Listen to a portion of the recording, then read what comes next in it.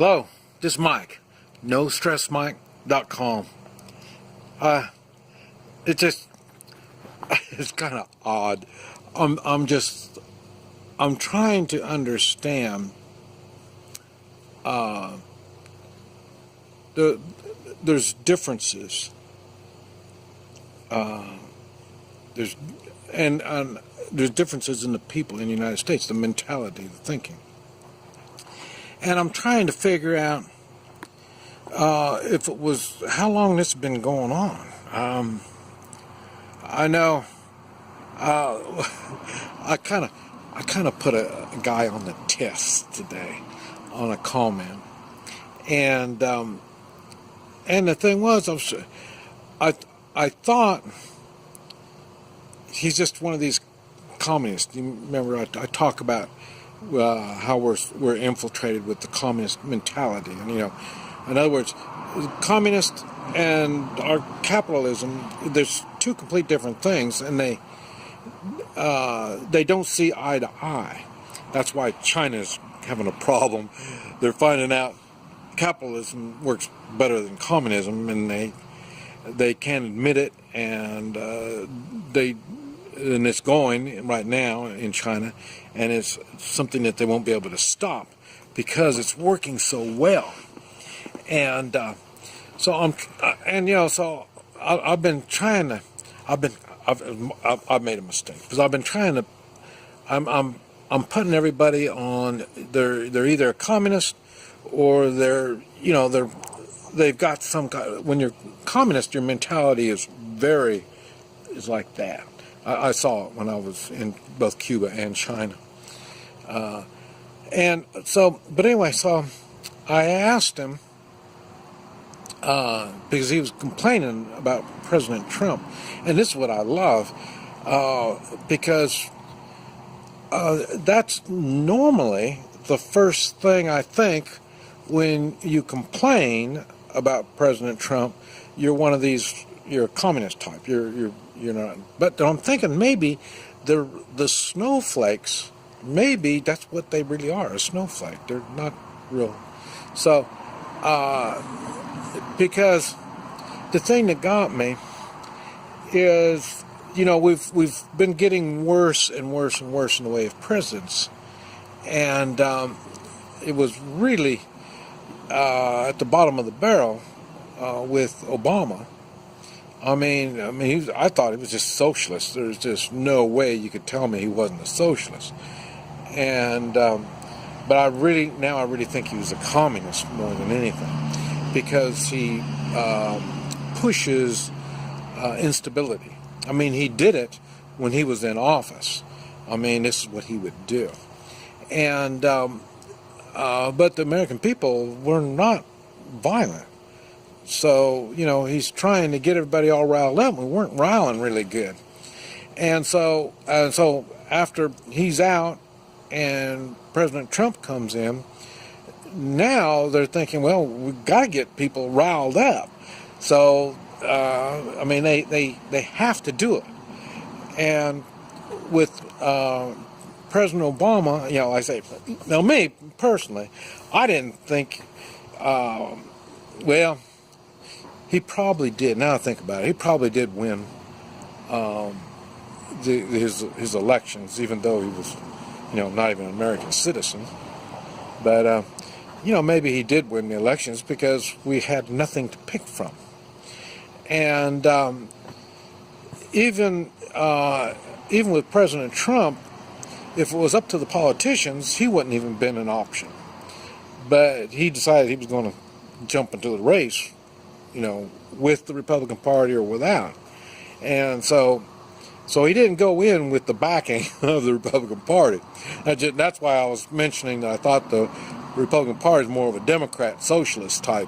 The Democrats now are more communist, than maybe socialist, but I think they're pretty radical. And you can see that in the way, well, we got to stop President Trump. We got to stop him.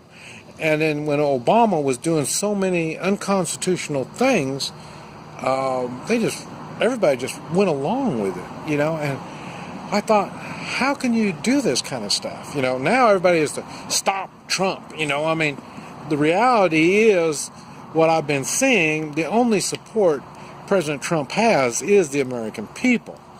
But the American people have already cut off the politicians. The politicians are just so corrupt that, you know, we just don't even look at the politicians, like I say. So, but the thing is, I think it's funny, even as bad as Obama was, and I mean, I really thought there was going to be a revolution because of Obama. You know, I mean, he really wanted it so bad, and he was pushing it. And, but the thing was so funny, even after that, as bad as he was, I can think of good things to say about him. You know, so, and so I think it's funny because now I see the people that really hate President Trump. And, you know, they can't even find anything good to say about President Trump. So that tells me, and that's what happens. People that, and this is really how you can really tell about racists or bigots, stuff like that. If they have nothing good to say about if they hate a certain race or they hate whatever, you know, if they don't have nothing good to say about it, you know they're running on hate. That's, I mean, no reasoning at all. It's just hate. And I think that's what's going on with these other people, because they've got nothing good to say about Trump. So they must be just running on hatred. Because like I say, even with Obama, I could think of some good things. They weren't really presidential things. I mean, things that in the way of his actions, you know, he didn't do anything the way I wanted things done. But, you know, hey, who am I? I mean, I left the country. It got so bad, you know. I mean, things are so corrupt in the United States. I left the country, so maybe that's what it is. But like I say, I don't whine and bitch. So, like I say, if this is what y'all want, then that's why I left the country. And pretty much that's why I'm back. Is, like I say, if you want, the people want somebody like President Trump. And like I say, so he needs our support.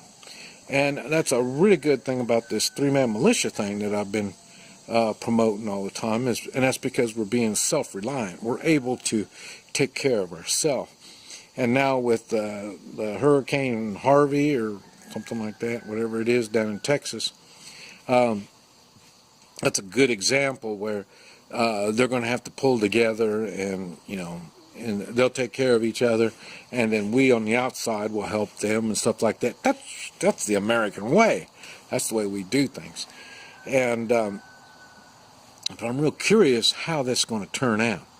It was funny, I was telling my friend, you know, I would make a good president of the United States because I would make sure that the federal government handled this proper. And the way I would do it is, we got military bases down there, so they should be bringing in all kinds of equipment to these bases. So, I mean, generators, food, water, construction equipment, you know, all the heavy-duty equipment to clean up the debris and stuff like that. And then I'd go on and start moving stuff to where it'd be close to where they needed it at. And then after that, I would tell the governor, there you go. You got it.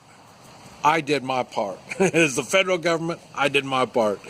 I mean, how could I, at the federal level, be able to make all this stuff right? It can't. It has to be done more local. And so I'm going to be dumping it on the governor and let him take care of it. That's why I was really in favor of the National Guard.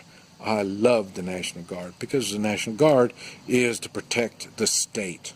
That's why I got kind of hyper when they started calling in National Guard and sending them overseas. If I was the governor, Well, you think I'm going to let you take my forces and take them to another country? No, they need to be taking care of my state. And that's why I'm saying, that's why you have them.